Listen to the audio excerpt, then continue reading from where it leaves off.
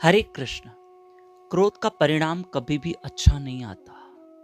याद रखना। एक छोटा सा दृष्टांत सुनना।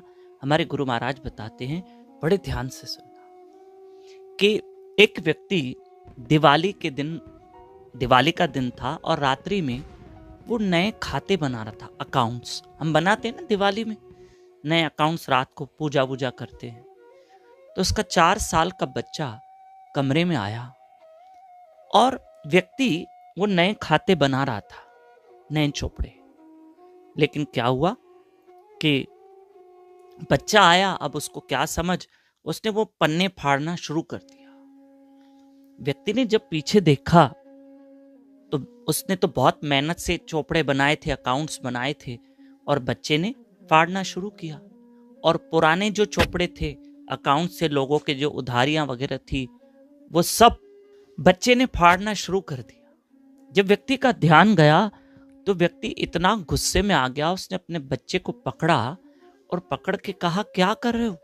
मेरी मेहनत पे पानी फेर रहे हो और तुमने सारे मेरे खाते चोपड़े सब फाड़ दिए। और मैंने इतनी मेहनत से लिखा और मेरे पुराने जो मेहनत की हुई है, आगे से ऐसा करोगे? बच्चा डर गया। उसने कहा, नहीं मैं करूंगा। हालांकि बच्चा कहना चाहता था नहीं, मैं नहीं करूंगा। अब बच्चा डर के मारे कह रहा है, नहीं मैं करूंगा, नहीं मैं करूंगा, नहीं मैं करूंगा, नहीं मैं करूंगा। लेकिन पिता गुस्से में थे, क्रोध में थे, और क्रोध में बुद्धि काम नहीं करती। क्रोध पता क्या होता है? बापू जी समझाते हैं, क्रोध इंसान को दूर कर देता है, नजदीक वाले को भी।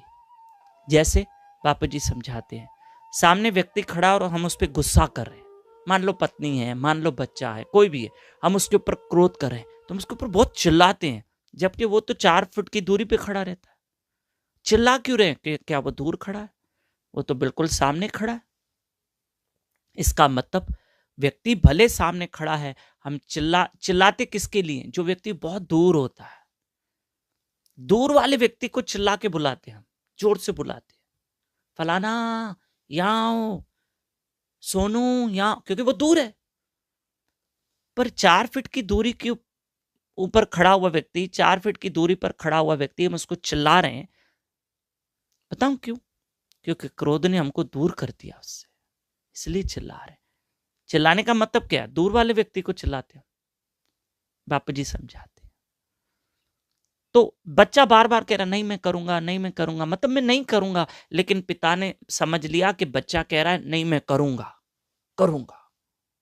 तब पिता को आया गुस्सा, उसने जोर से बच्चे को चाटा मारा और इस हिस्से पे लगा जाके, और बच्चा वहीं तड़प गया। बहुत तड़पा, बहुत तड़पा, तड़पते रह गया बच्चा। श्री राधे।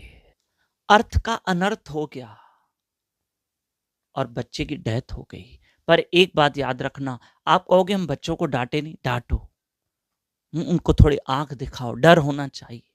आप थोड़ा सा गुस्सा थोड़ा सा कर भी दिया ताकि थोड़ा सा बच्चे को डर रहे, लेकिन इतना भी नहीं। हाँ, जरूरी है, एक बच्चे की बात नहीं कर रहा हूं, जर्नली क्रोध इंसान को बावरा कर देता, पागल कर देता है। थोड़ी देर का पागलपन है गुस्सा, और हम गुस्से में कभी कभी ऐसा कुछ कर देते हैं जो नहीं करना चाहिए। याद रखना, गुस्से में लिया हुआ फैसला हमेशा गलत होगा, हमेशा गलत होगा। और हम गुस्से में खो न जाए। वो व्यक्ति जीवन भर रोता रहा, पछताता रहा, बहुत पछताया, बहुत पछताया कि मेरे थोड़े से गुस्से ने मेरा बच्चा मुझसे छीन लिया। मेरी माताओं, मेरे भाइयों, एक रिक्वेस्ट है, चाहे मैं रहूं या आप रहो ना, गुस्सा नहीं। ठीक है, इंसान के नाते कभी होता है, लेकिन बापूजी हमारे गुरु महाराज कहते हैं उसमें खो मत जाओ, खो मत जाओ। ठीक है, क्रोध पे कंट्रोल धीरे धीरे होगा, जरूर करेंगे। कथा आगे फॉरवर्ड करोगे, ये आपकी सेवा है। और नए भक्त हमारे साथ जुड़ सकते हैं।